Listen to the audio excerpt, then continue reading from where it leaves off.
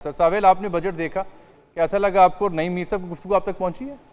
जी हाँ, मेरे तो अभी मैंने जो एक ब्रीफ सा इसके ऊपर नज़रसानी जो की है उसमें तकरीबन 40% से ज़्यादा आमदनी के अंदर या रेवेन्यू के अंदर ये अजम्पशन ली गई है कि ये कर लेंगे। और ये मेरे ख्याल से हमारी हिस्ट्री का सबसे ज़्यादा ये एक हदफ होएगा परसेंटेज के अंदर भी, क्योंकि अगर आप पिछले साल भी देखें जब महंगाई की शरह जो थी वो तकरीबन 25% थी, तो FBR तकरीबन 30% का ग्रोथ लेके आया है।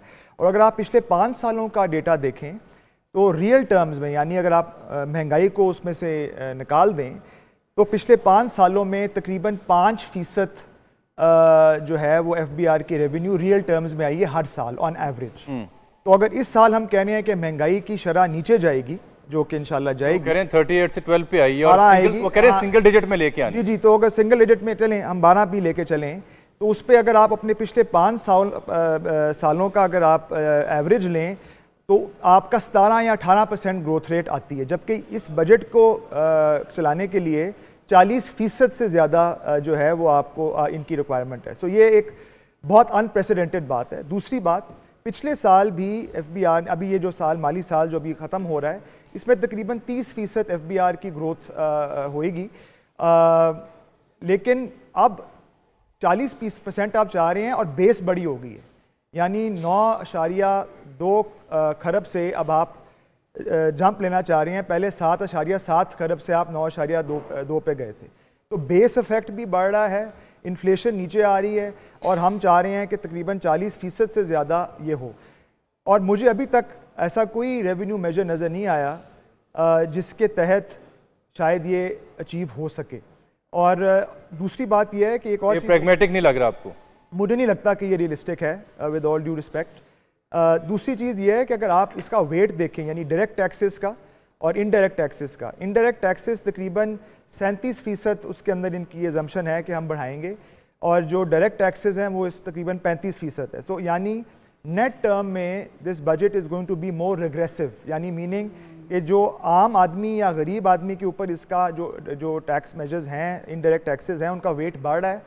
गरीब लोगों को या कम आमदनी के लोगों को इनडायरेक्ट टैक्सेस का ज़्यादा असर होता है, तभी उसको हम रिग्रेसिव कहते हैं। कि वो इनडायरेक्ट टैक्सेस जो है वो इसकी जो अशाई ज़रूरी, मतलब सेल्स टैक्स शामिल है, exactly. इस तरह की चीज़ें, ये इनडायरेक्ट टैक्स होता है।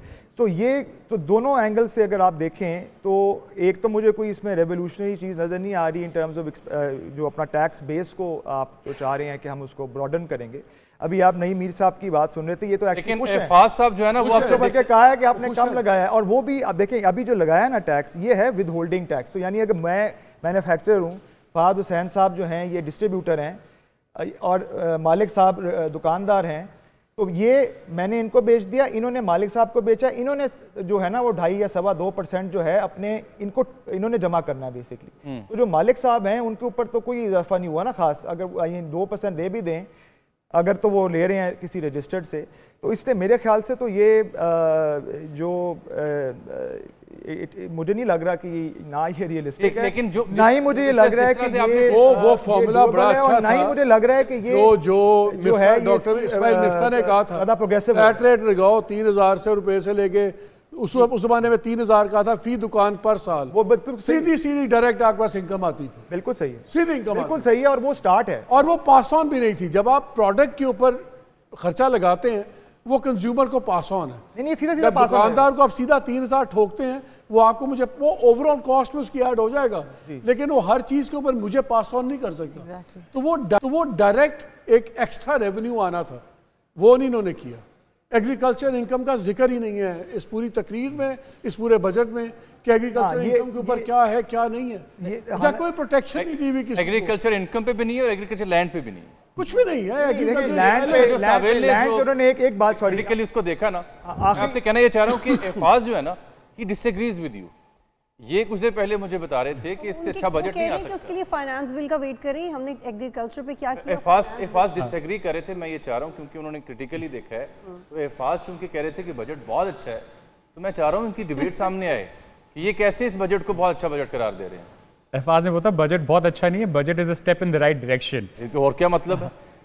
बट नहीं, जो सवेल कह रहे हैं वो बात सही है कि बहुत आप मुझे इशारे कर रहे थे, मैं डिसएग्री कर रहा हूँ। नहीं, मैं आपको बताता हूँ। जो बेसिकली हमने जो आप इन्फ्लेशन एडजस्ट करके आपने 2 ट्रिलियन एक्स्ट्रा रुपए जमा करने हैं इस साल। बेसिकली नए टैक्सेस 2 ट्रिलियन रुपए के, 2 खरब रुपए के नए टैक्सेस लगाने हैं। अब जिस तरह डिटेल आएगी उस तरह आपको पता चलता रहेगा कि क्या है, बट इसमें से 500 अरब रुपए तो आपको पेट्रोलियम डेवलपमेंट लेवी में सीधे सीधे आ जाने चाहिए।